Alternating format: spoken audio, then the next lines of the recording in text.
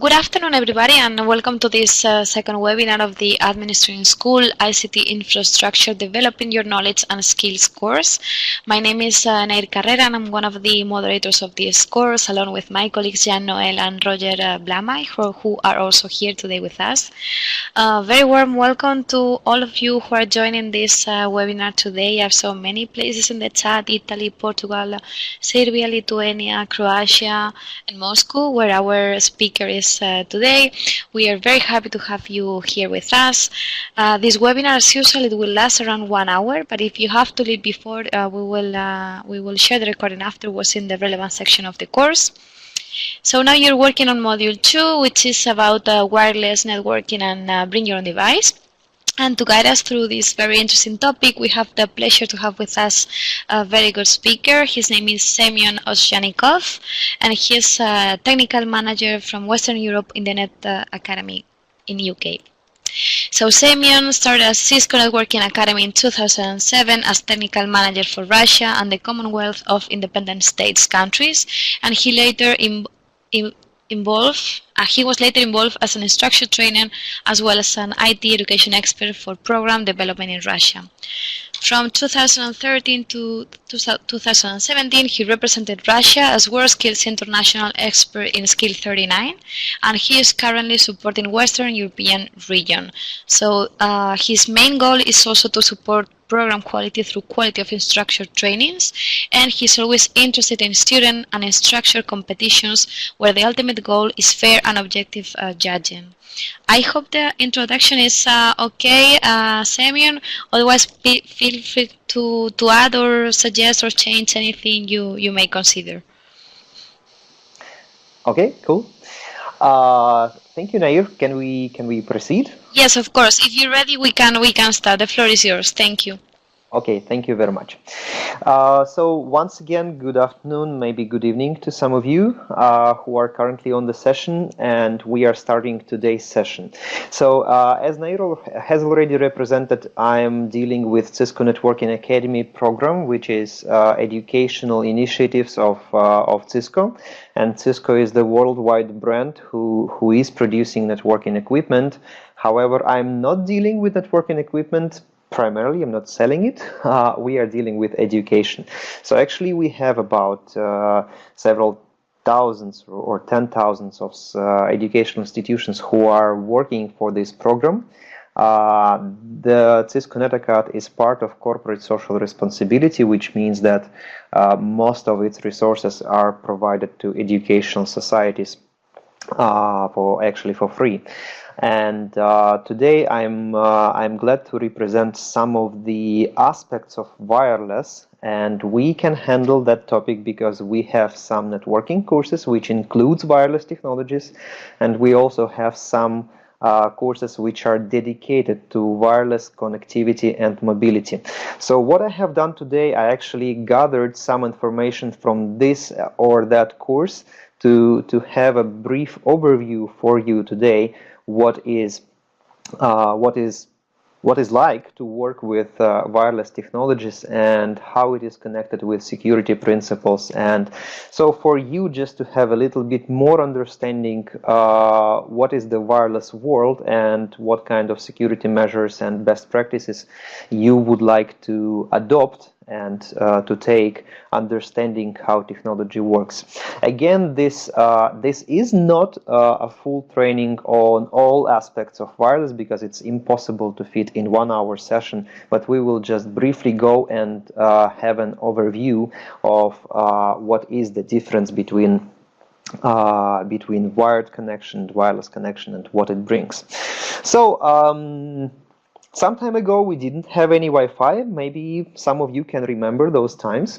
We had only wired connection, so this is very nice pictures, like, well, it's now all wireless. How hard it would be not to install wireless? Well, funny question, because it's easy not to install something. It's easy and very intuitive just to take your device, take your laptop or mobile phone and be really free in your movements or your location. However, the security comes in, and this is a really big concern. So we will be speaking today about how to live happily with wireless operations. So first of all, we'll quickly overview how wireless networks operate and how the signals are being transmitted, and then we'll dig into security.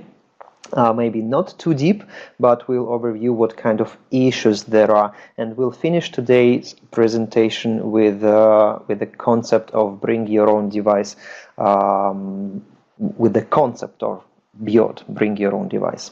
So first of all, wireless network uses a common air, which belongs to everyone, right? So it uses the media for transmitting its signal, and actually it has some problems with that, because imagine that we will be speaking all together currently on that session. So if every one of participants right now will start to speak, then no one will understand anything, because it will be a mess of sounds, and in networking terminology, we call it disruption of signal and interference. So to avoid that negative effects and to allow wireless network to operate, technology which is called CSMA-CD, Carrier Sense Multiple Access Collision Avoidance, is being implemented. How it works: every time your wireless device, your computer or your smartphone or your wireless access points, every time when device wants to send something, it actually senses the air, and it senses the media and makes sure nothing is being transmitted at this frequency, at this time, at this moment of the time.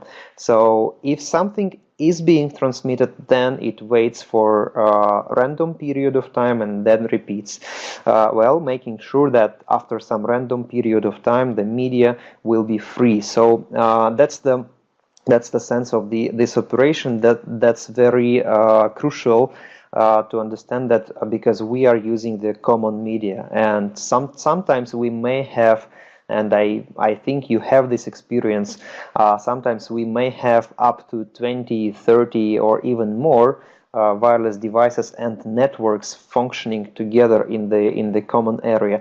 And it's not surprisingly when in this circumstance your speed of your data transmission significantly drops down, just because they use a single shared media. I need to mention about the channels, because it's important when you are setting the parameters of your access point or your wireless channel, wireless client, sorry. So as maybe some of you know, we have today's wireless technologies which are working at two different frequencies. One frequency is 2.4 gigahertz and another is 5 gigahertz. So when we are using 2.4 gigahertz, which is usually 802.11g standard, we are using the channels how they are described here in this picture. So they have numbers from 1 to 11. And the difference between each channel is just 5 megahertz. So which means that if one client is functioning on channel number 1 and another client is functioning on channel number, let's say 11, they will not be overlapping, which means that they will not use the common media. However, if we use channels from 1 to 5, these clients will be overlapping, and these clients will affect each other, and your speed will go down. So what do you do in case to divide maximum as possible your media, your air? So as you can see on this picture, we have 3 channels that do not overlap with each other: number 1, number 6, and number 11. This is a classical picture. So if you take all of your devices within your given location and you distribute your devices manually, so they will use different non-overlapping channels like 1st, 6th, and 11th.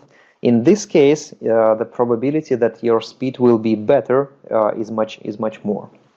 So that's a kind of advance. You can do it manually.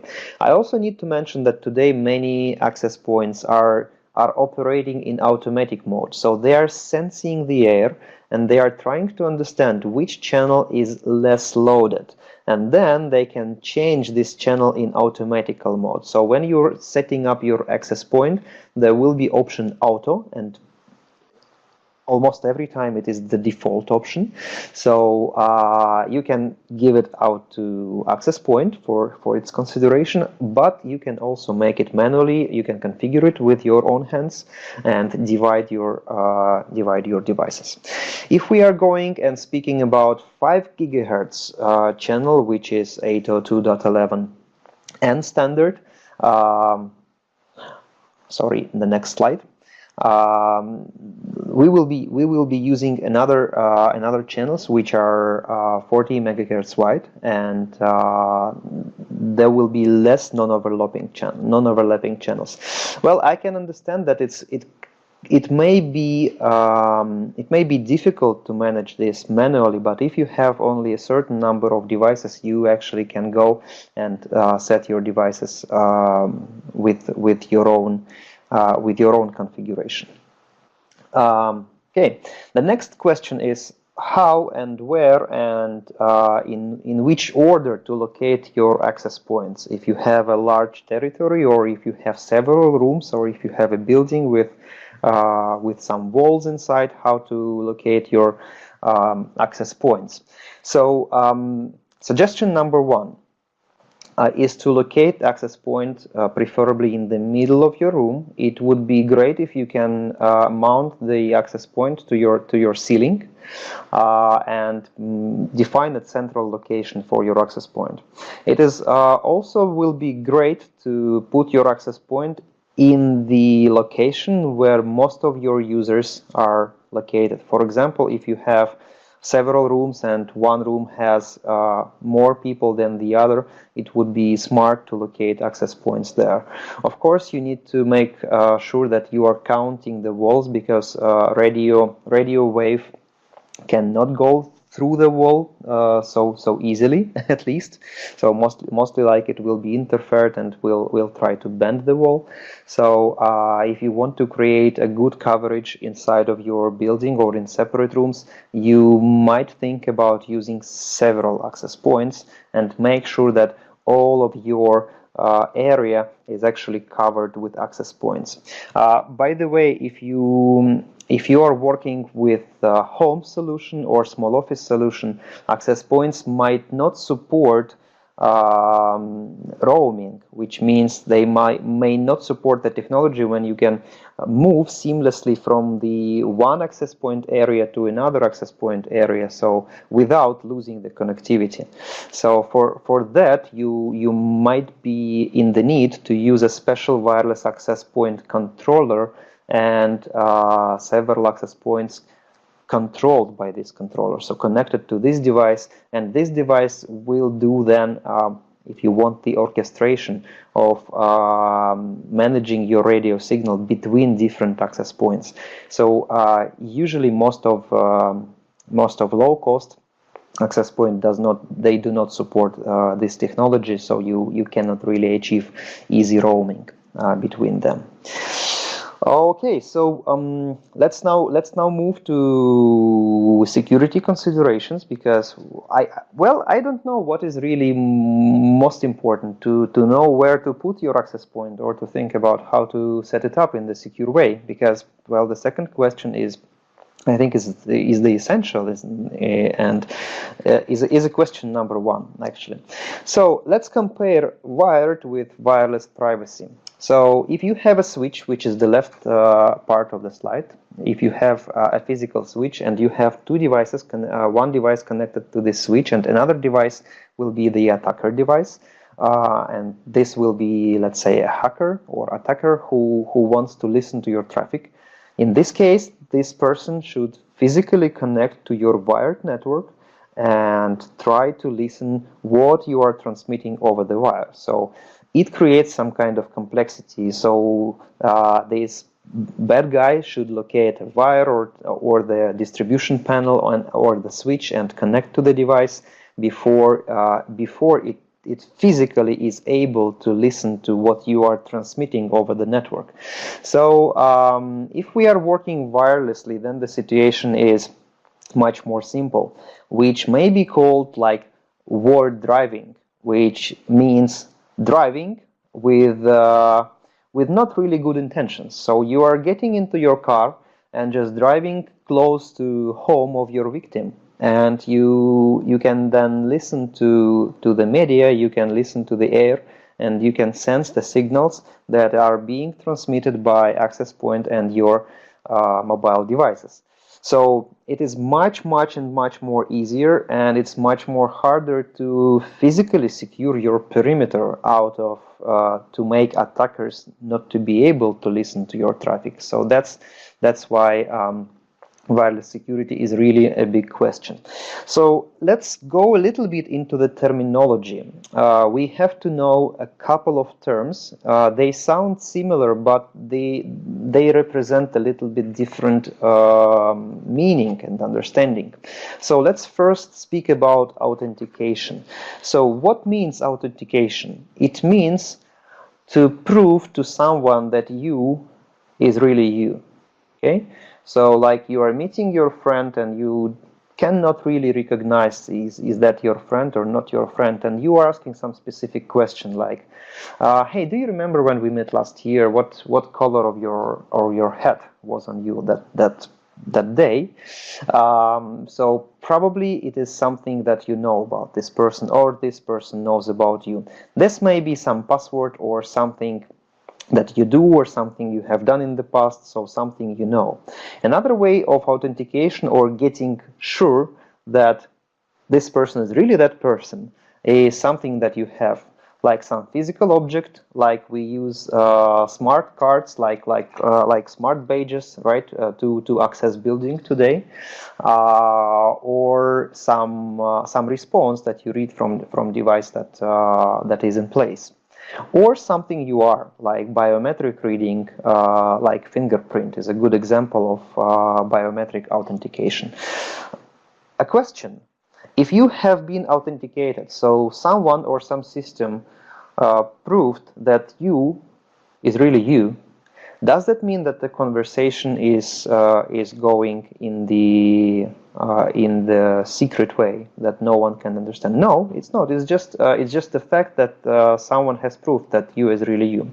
So let's look at authentication with your password. It can be your device authentication. So this is your laptop, and your laptop authenticates over the network with probably saved password for wireless network. But you also can authenticate yourself against the server. So it can be a device authentication or user authentication. What if you store your password on your device? Like, remember my password. Then automatically your computer starts to represent you, and actually responsibility is on your side. Okay? What can we make to make others not understand us? So if we want to transmit some information that way that no one understands, okay, we have been authenticated, so I have been proven that, okay, my name is Semyon, everyone trusts me. But what do I do if I don't want others to understand what I'm speaking? Then I need to encrypt my message. So encryption process usually built on a cipher.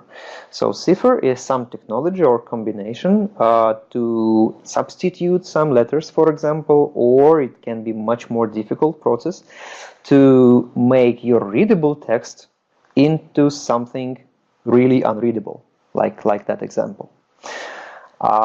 Then you want the other party to decrypt it, to be able to read it. Then, in case if you want to decrypt, you apply a special key, that is key which is working together with that cipher.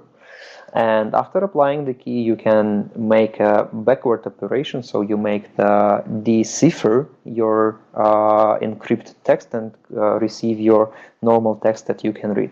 So actually that process is called encryption. So in wireless networking, we are usually using both.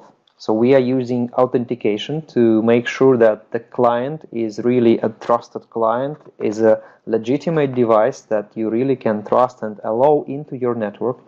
And we're using encryption. We're using encryption because we're using shared media. Remember, everyone who is around us within the range of our access point, which could be hundreds of meters, anyone can read what we are transmitting over the network, regardless of did we authenticate ourselves or did not. So that's why we must use encryption. So that's why the open wireless network is not really a good idea, because everyone would be able to read every message that you're sending over the internet and every web page that you are browsing. Let's go a little bit deeper into understanding of vulnerabilities and threats that are in wireless network. So what can go wrong, actually? Imagine you are at home and you have your access point. Imagine your neighbor has installed a new access point with default configuration, or he used the same SSID, which is the name of your network, as you using. It is possible that your device will be connected to your neighbor's access point instead of your access point. This is a threat. Imagine some bad guy wants to connect your network to his network and actually creates a new ad hoc network or using your wireless channels. So he may get access to your data, or he just may use your channel to decrease your bandwidth. Client misassociation. So there are attacks that allows to disconnect clients from an access point and pretend that the bad access point has the right configuration. Then the client will be connected to the improper access point. That is a client misassociation type of attack, which can lead that data will start to be transmitting to a rogue access point. And there can be also some wireless attack. There can be some attacks which just disrupt your operation. That can be a passive attack, when you're gathering some information from the air and, for example, understanding the key of the network. Or it can be some active attack when you're actively doing something with the existing access point to gain access to the network. Okay. So, really, wireless networks are not really good in security. From the very beginning, it was started with a standard 802.11 protocol, which is open source, which was kind of simple, and that was many years ago when people just didn't understand all the opportunities that attackers can use.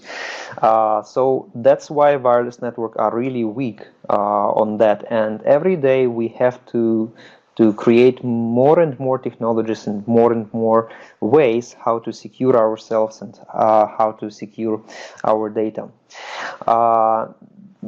Again, just because we have a common media and we use the common air to transmit our data. So that I just want to say that this didn't appear yesterday. It was a problem for many years. Let's see what we have. We have some data that we are transmitting through the network. Let's think what this data is. For example, you are managing the bank branch. Will you be transmitting the bank credentials of your clients, which is really very sensitive information, over the wireless? Well, possibly not. You need to think about it. Or you have some network services, for example, video surveillance service, or you have service of badge authentication of access to the building. Will you be transmitting that data over the wireless? Well, probably not. So you have to assess what is the risk component of your traffic, and maybe even make the decision to forward that traffic over non-wireless technology. Maybe you shall forward it with wired technology over the copper wire or optical wire.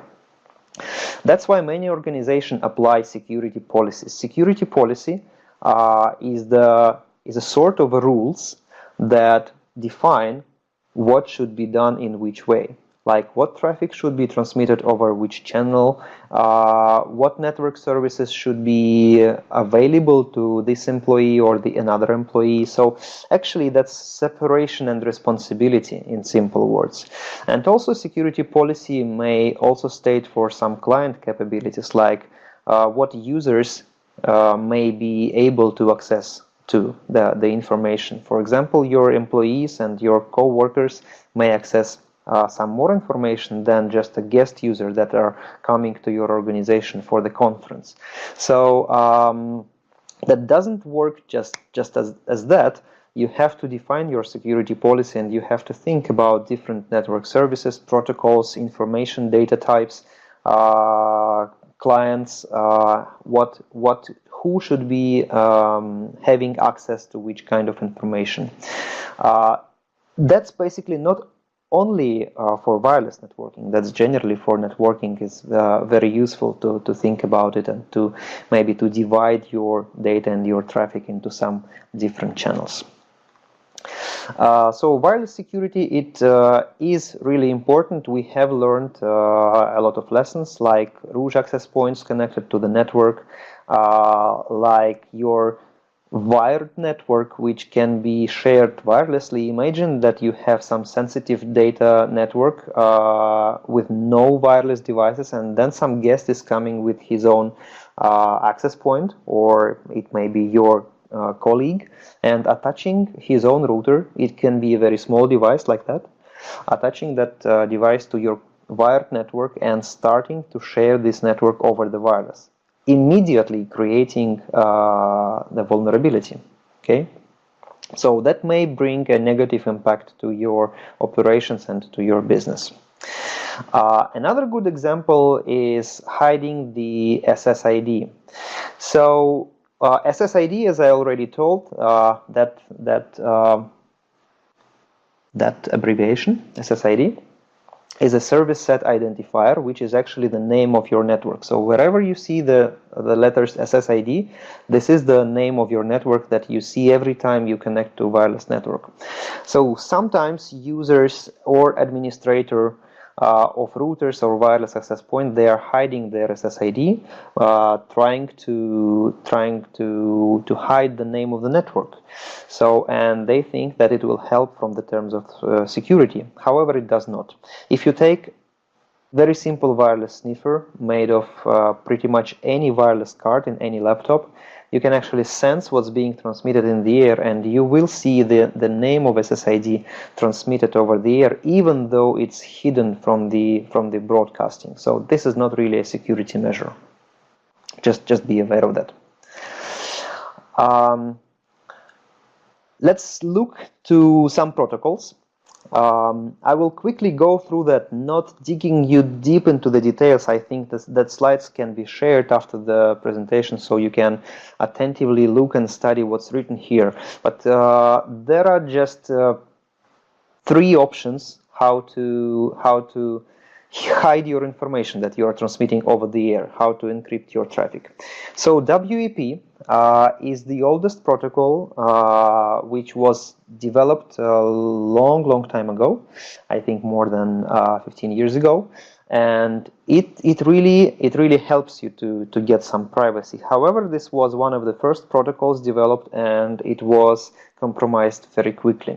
For example, if you have your network running WEP, and if you have a bad hacker, a black hat hacker, who wants to crack your network, it's only 10 to 20 minutes of listening to your traffic before it is possible to gain enough of information to break your wireless password and to connect to your network. In other words, if you would be changing your password like every 5 minutes, that probably will help. However, how often do you change the password of your wireless network? Something's telling me that maybe once a year, or even longer time. So to mitigate the vulnerabilities of WEP protocol, there was another protocol. Let me quickly list into another protocol. Maybe then after that I shall go back. I just wanted to show that. So we have the WPA protocol. This is the next protocol, which is more modern. WPA and WPA2. This protocol is much more modern, and it allows you to automatically change the encryption key every certain period of time. So you are setting the pre-shared password, and the technology takes care of the encrypting your traffic with different keys. So even if the attacker finds your key in some way, he will not be able to access your network because probably after 2 or 3 minutes your key will be already changed, and the attack should be performed from the beginning all over again. So currently, for today, the WPA is the most secure technology, okay, almost most secure technology for today, and most of the wireless devices are running WPA2 protocol. So this is considered as a kind of secure protocol. Until last year, when it was broken. Sorry for that. In 2017, WPA2 was cracked. So today it is not considered as a highly security mechanism anymore.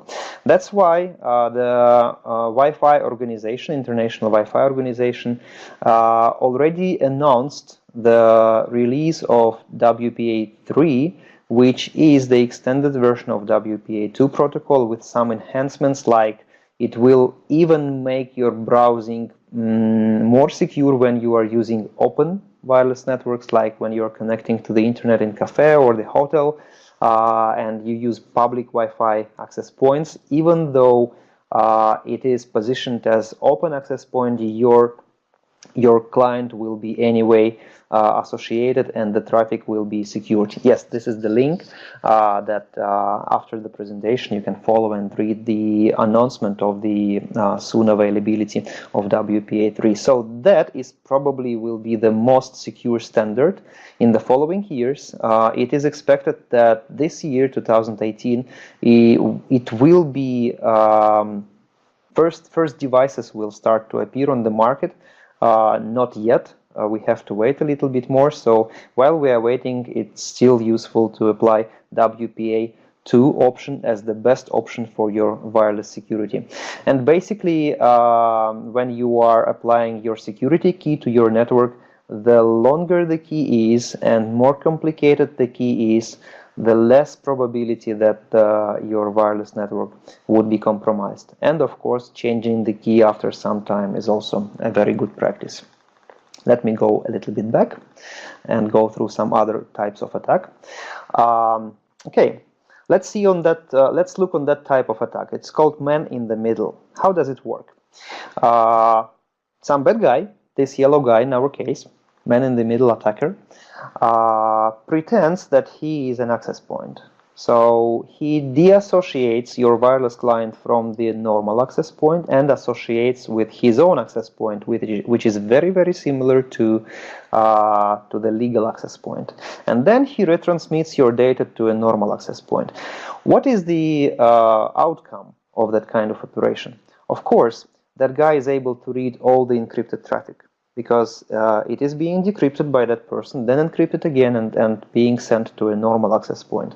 So that is man in the middle kind of attack, which is it is not an easy attack, but it's very serious vulnerability if that happens into in your network. Root devices. Root devices are basically the access points that you don't want. For example, you have your school with 10 access points in your school, and then you discover access point number 11.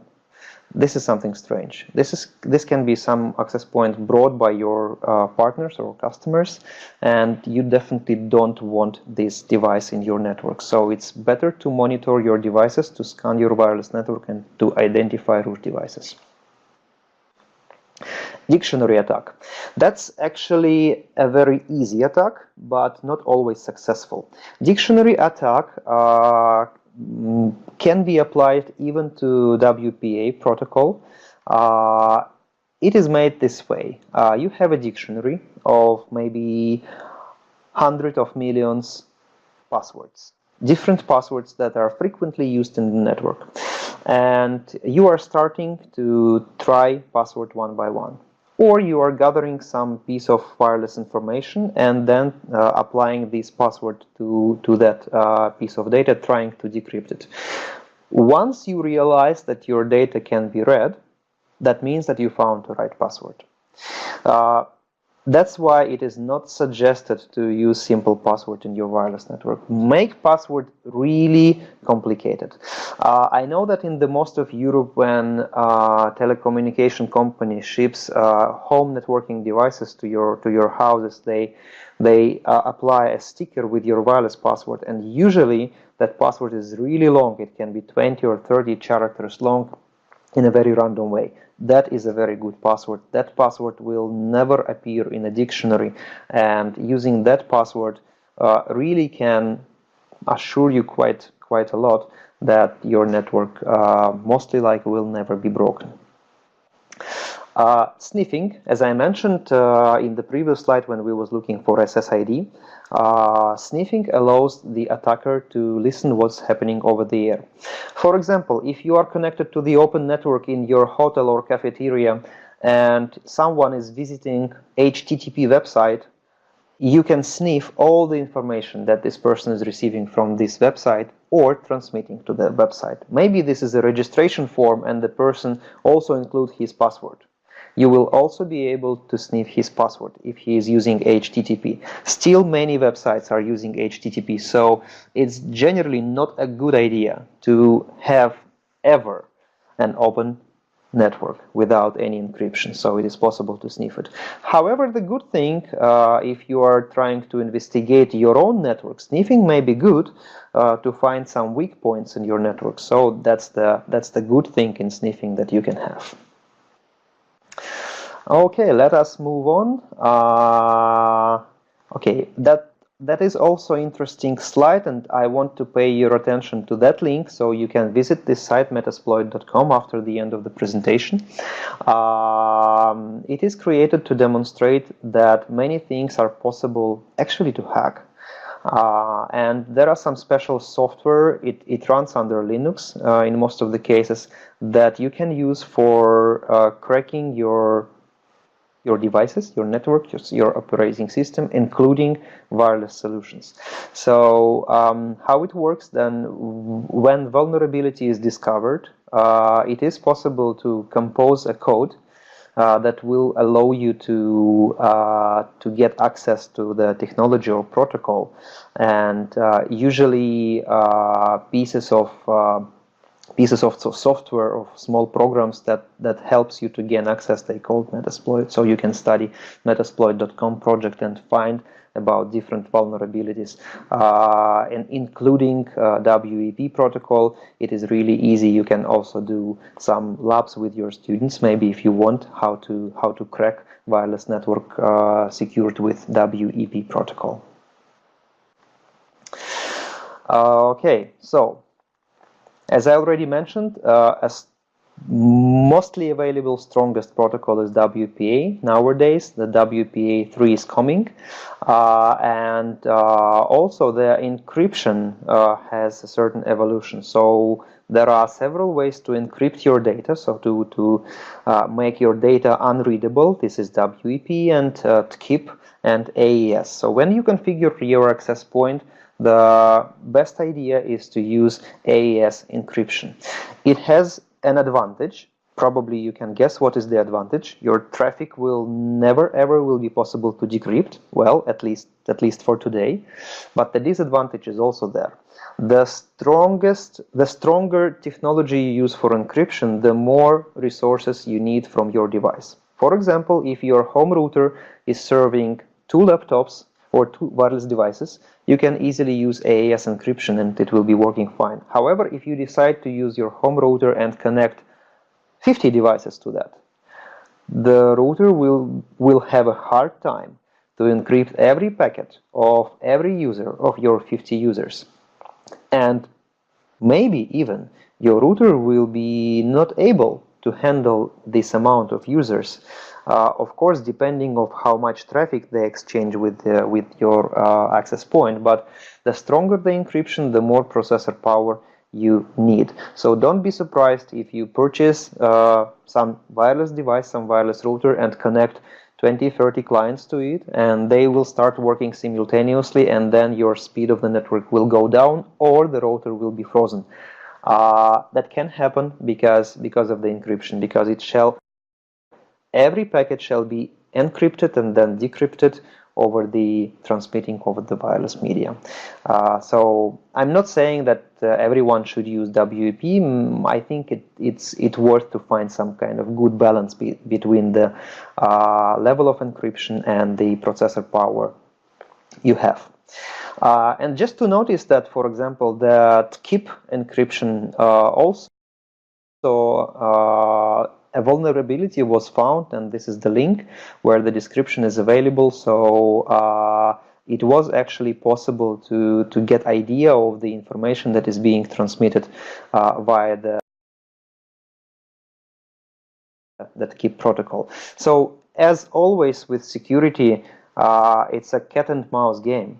The new technology is coming, and someone is starting immediately to work how to crack that technology. So anyway, just remember that for today, WPA2 and AES encryption is the most up-to-date technologies to secure your network. A couple words. Just a couple of words. I know we are kind of short on time, and I'm really close to finish of the presentation.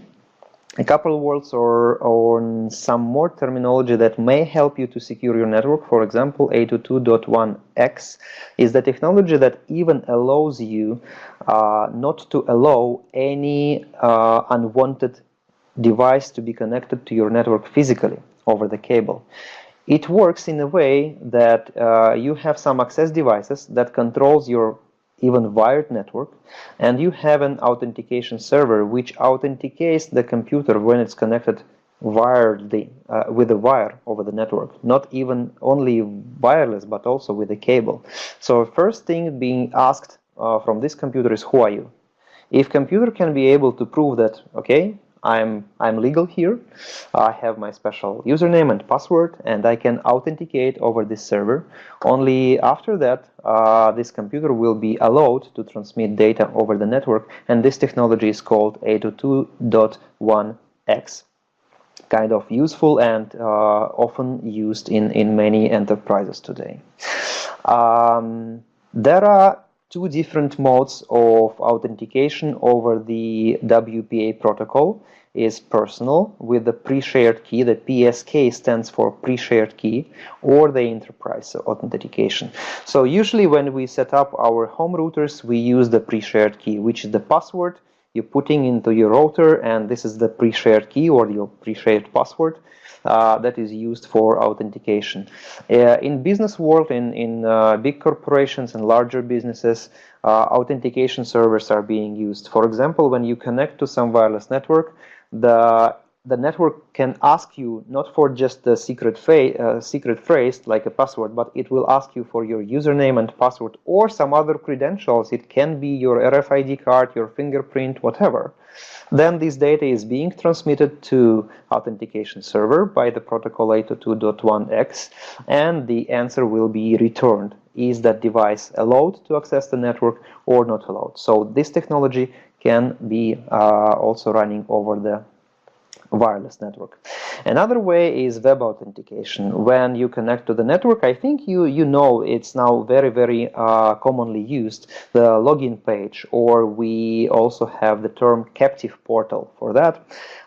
When you connect to the network and you cannot access any resources unless you authenticate via some form. And here you can register or fill your username and password, and once the server will send the message that you are legitimate user, then you can connect to the network. So that's a web authentication page example from one of Cisco hardware solutions. But today it is used really oftenly. So best practices when deploying wireless network. Advice is to go with WPA and AES encryption. So that's the best way how to deal with that. And that should be your minimum security settings when you are setting up your network. So think about guest wireless access, what kind of information they need, what kind of security policy do you have in your organization, and what kind of information you are providing to your users. Maybe you have several VLANs or virtual LANs in your organization. Maybe you can limit some of these VLANs to your guest users so they cannot access some management information or some sort of services which are harmful to your organization. Of course, if you have a lot of computers and employees, think about enterprise authentication with some authorization service. Maybe even use separate SSID or separate wireless names for different users, and always watch what is happening in your air, because your wireless network is always the target for people who we don't want to see in our network. And the last couple slides that I want to share with you is the bring your own device, let's say, concept or business trend. What does it mean beyond? It's I think years ago it became quite popular. I just want to explain what it means, and with that we will conclude. So bring your own device is the concept that that describes how you in your organization that you own can allow your employees or your customers to use their own devices in your own network.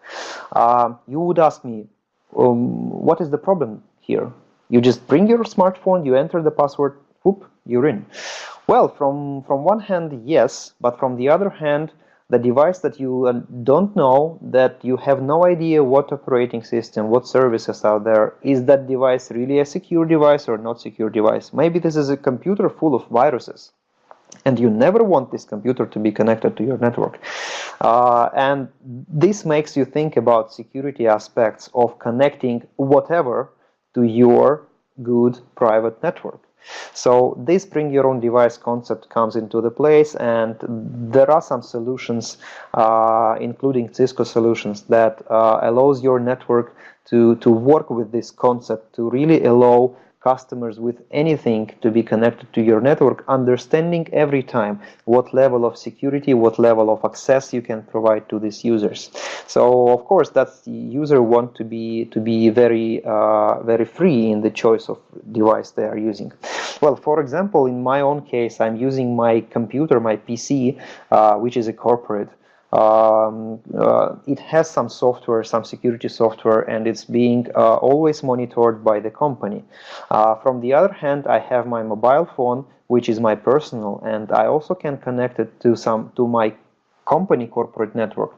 But the company IT department, they want that device to be secure. So it happened, so they asked me to install some software on my mobile phone or my personal mobile phone, which looks on viruses, threats, and some other bad things in my mobile phone.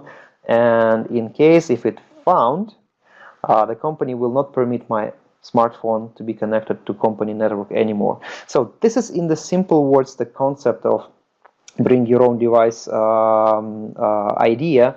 So to look at the security side and to always assess the physical equipment, computers, mobile phones, smartphones, and other devices which are being connected to your network. Why it's done all over the world? Because it makes people be really flexible in their location. It makes us to work from any place, anytime. So we are not connected to our desks or physical computers that are hardwired to the physical network inside of the organization. It allows us to be really mobile.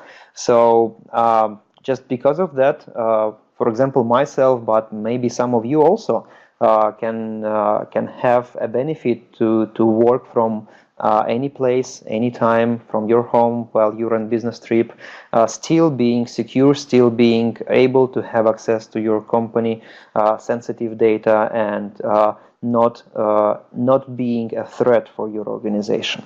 So that's the concept of bring your own device is about. And with that, I think we have to finish presentation for today. It's supposed to be a thank you on that slide. However, it disappeared for some reason. I don't know why. And we still have a couple of minutes for questions. Thank you very much. See if I can handle it has been really interesting. Yeah, I don't know why we cannot see the thank you slide, but it's fine. We know you thank them. There is a question from Alexandra. Does bring your own device imply additional load on the network?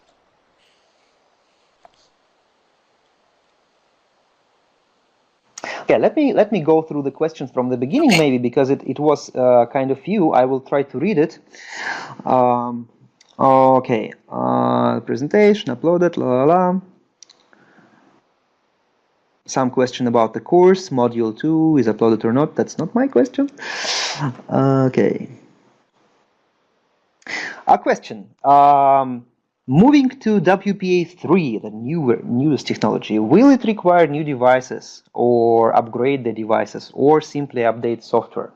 So this is a good question, and as far as I was reading the link that I provided to you and some other resources in the internet, it will require to migrate to new devices.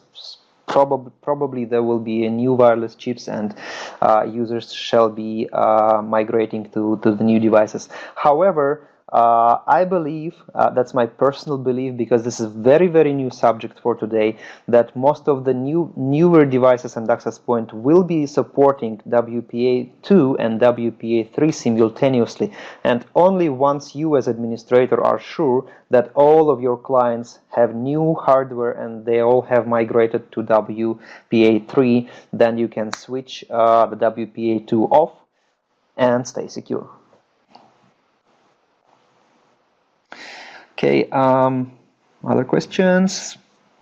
Recording. About the recording, just a quick message. The link to Metasploit.com. Because a lot of people are asking about this. We had some technical issues with the recording, but we hope to be able to download it properly and share it with you in the course, in the relevant section of the course.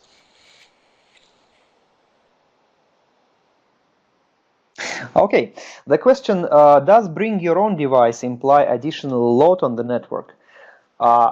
Well, it certainly involves some additional administration, some additional cost, and even some additional technology, because it must be flexible and at the same time secure. It's not just sharing your password with someone. You have to create a special way, for example, to connect your customers. For example, you have a guest. He is arriving to your organization. Would it be smart just to print with the big letters on the entrance door? The password for guest is like, I don't know, 1, 2, 3, 4, 5. Well, no, it's not really smart. What would be good thing to do is to register your guest, to associate a person with the credentials that you are giving to that guest for accessing your network, just to be able to monitor afterwards if something bad happened from that user, so you can trace back to the person and bring him to responsibility afterwards. That's one thing. Another thing, you may be wanting to limit network access for guest users from your corporate users. Maybe you need access to accounting services and some technical services for your employees, but you only want to give your guests internet access without accessing your internal network. So that's why it has a lot of points for consideration. Let me maybe go a couple slides back to that slide. So here are just a few considerations what you as the organization manager want to do with your network to enable bring your own device concept. Like number 7, revoking access. So if you understand that this user is bad at some point, you need to stop his access to your network. So you must be able to make his account not functional anymore. So yes, it involves a lot of management and maybe budget from the side of organization owner, but I wouldn't say that it loads the media, the air more. So The people are still there, devices are still there. It's just more requirements to the security. What you can say, the next question, what you can say about OpenWRT and DDWRT system in terms of security? Well, good question. I would say that it is, well, first of all, let me position that technologies as experimental ones. I think that would be mostly fair, because this kind of firmwares allows you more flexible administration of your router. Maybe you can do more with your router than it was originally designed by the manufacturer. Together with flexibility and possibilities comes the security issues, comes the crash of the device. Maybe your device may be overloaded or frozen or crashed and you will lose your network.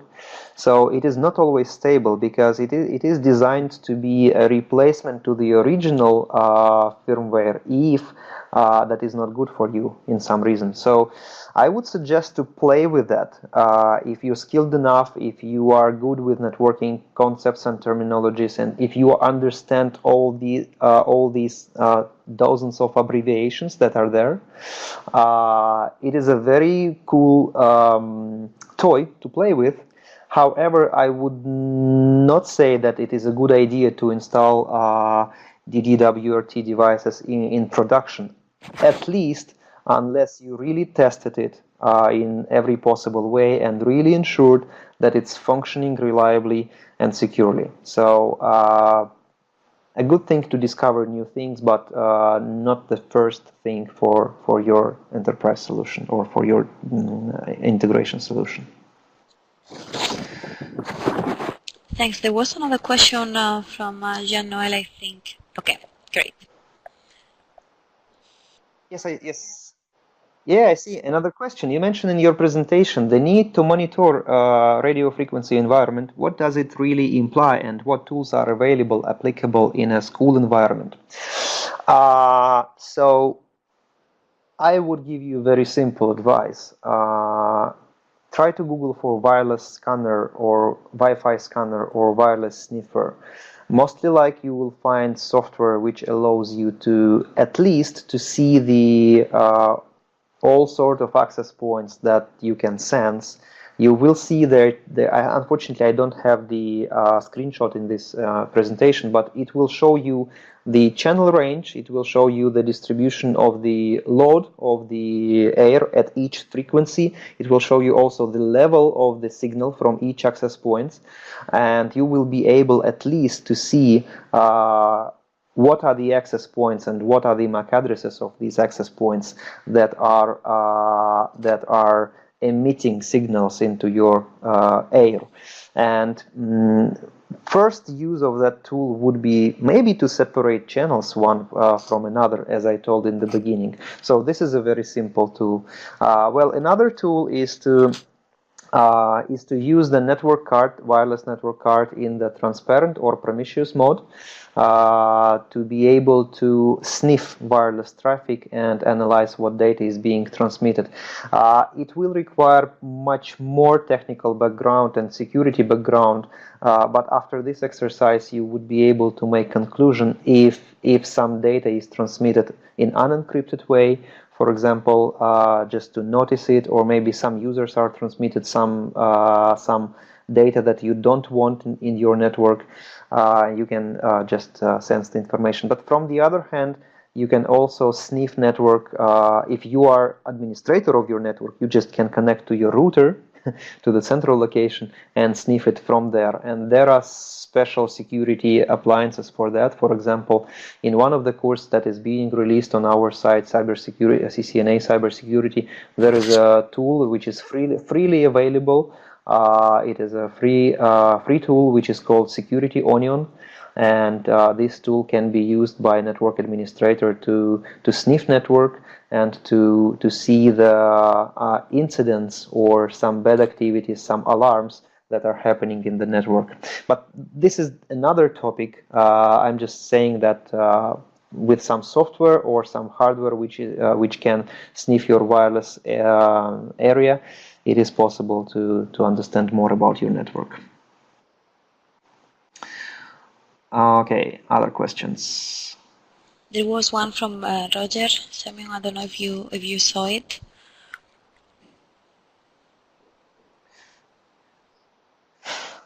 Okay, in schools the users are children. Do you have any advice about suitable password, keeping them safe? Well,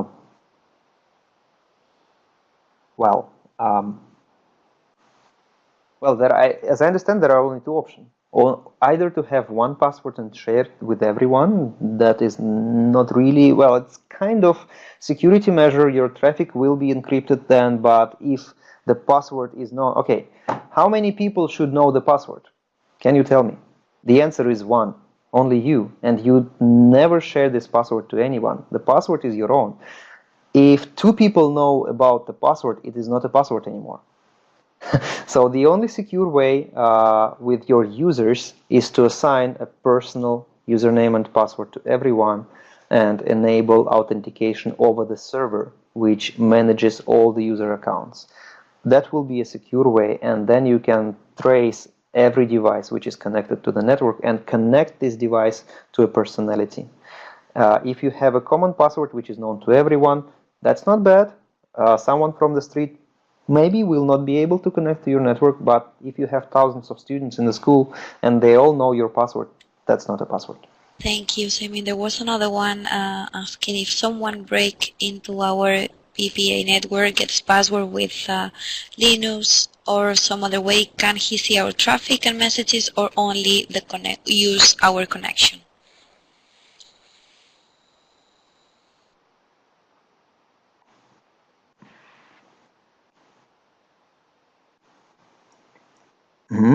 Can he say? Okay. Yeah, okay. So yeah, very good question. So of course that guy will be able to use your connection. That certainly. I would say that just immediately this person will not be able to access all of the information which is transmitted over the network, because this person is only connected to one access point, and the data is being exchanged with each customer, with each client in multi-point mode, so the traffic is only destined for the specific client. But the bad thing here, that if someone is connected to your wireless access point knowing your password, he theoretically have access to your IP network, to your non-wireless network. He can access your, let's say, default gateway or server, and from there find some other vulnerabilities, which is likely to be found because vulnerabilities are everywhere. And after that, using the wireless channel for accessing your network, that guy will be able to access your server or router or your other networking resources. And from there, it will be possible to do everything. So it's a very good question. It's two layers of security. One layer of security is on the access level, and the other layer of security is in the core of your network. So if you make sure that your wireless users, whoever they are, even if it is your employees, they cannot access the really sensitive resources of your network, then you're already mitigating this issue. Even if someone connects to your wireless network, maybe it's not so big deal. You just change the password and that's it. And the core of your network will still be secure.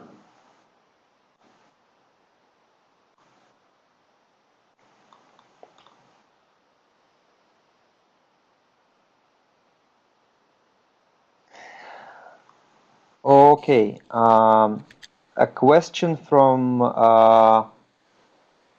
Mindag was about Meraki, Rucos, and Ubiquiti, and which I would recommend. I cannot answer this question because I'm from Cisco. I would recommend you maybe Meraki, but I'm not in power to handle that. We have Sorry. one last question from Isa. Okay, recording. Okay.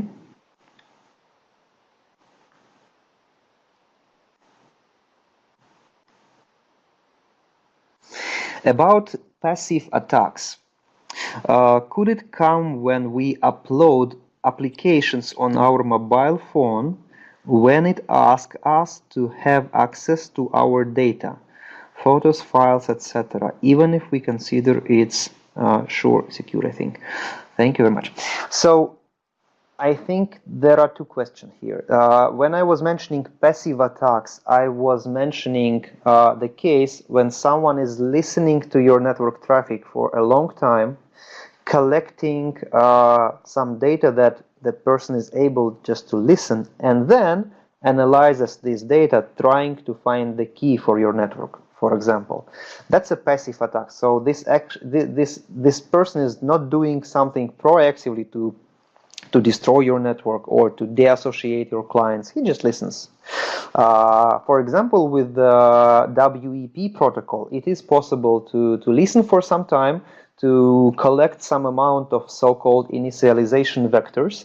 And once you have a certain amount, like couple of 100,000 of initialization vectors, you can obtain the password. Actually, that's the passive attack. And your question, Isa, was about is it safe to give access to your mobile phone to some applications? And that's a little bit another question that really depends on the application. So there was cases, and even recently there was cases where even the admins of the Apple Store or Google Play Market didn't notice that the application actually is stealing some data from your mobile device, and there was a big scandal after it. I will not mention the names of the applications and companies, but there were a couple cases, at least in 2017, when the legitimate application did contain a kind of Trojan horse virus that did steal SMS messages and banking information from your device and transmitting that information to some third parties.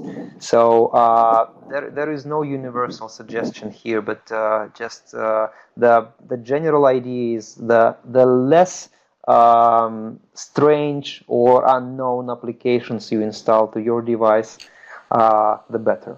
So the more chances that you will not be compromised. Thank you very much, Semyon. It has been really nice hearing to all these answers, very interesting answers, and we learn a lot about authentication, encryption, bring your own device, and many other aspects of school network. So thank you very much for this. I think Roger wants to say something. Roger, please go ahead. Yeah, just a few words to thank you on behalf of all the participants from as far away as Armenia and Portugal, as far as I can tell. I'm sure I'm reflecting their thoughts, Semyon, by saying thank you very much. You made a complex and advanced topic very understandable through your clear and relaxed delivery. So it's really good to hear things at first hand from somebody who really knows the subject. I hope so. Well, it's not an easy topic. I just hope that you gathered some of the terminologies, some of the abbreviations, a little bit of the idea that you have to use WPA2 and AES encryption, and with that, probably we can live more 10 years while WPA3 will be available to us. Okay, thank you. Thank you with that. Thank you to all participants. Have a great time. So, yes. Bye from my side. Thank you. If I could just add, Naya, I think the message to us all is to be on your guard at all times, that things can go wrong. But if you want to know more about this, do have a look on the module information about the webinar, and take a look at the longer courses offered by the Cisco Networking Academy. It's a really generous offer, really, of free courses to develop your expertise in this and other areas. Yeah, you also can become an instructor or Cisco Networking Academy at your organization. In many of the cases, it's absolutely free. Just tell us that you are interested, and we will then We'll then do the Okay, rest. thank you. I was just sharing the address of the academy. Okay, so thank you very much again, Samia, for your very nice presentation. We got more than 60 people at some point, so this is very good. And hopefully the recording will benefit many more people afterwards. So we will share the recording with all the participants. We will also share the presentation if you agree, Samia. And that's just a quick note for all Absolutely. the Yeah. attendees. Please also make sure you also join us in the next webinar, which will be on the 7th of February at 4 p.m. Brussels time, Central European time, with Jean-Noël about security, where we'll be talking about prevention, detection, and recovery. So we will share also the link soon in the course, in the relevant section of the course. And that's it. Keep up the good work. Thank you very much, Semyon. Thank you, Roger, Jean-Noël, and everybody who have joined this afternoon.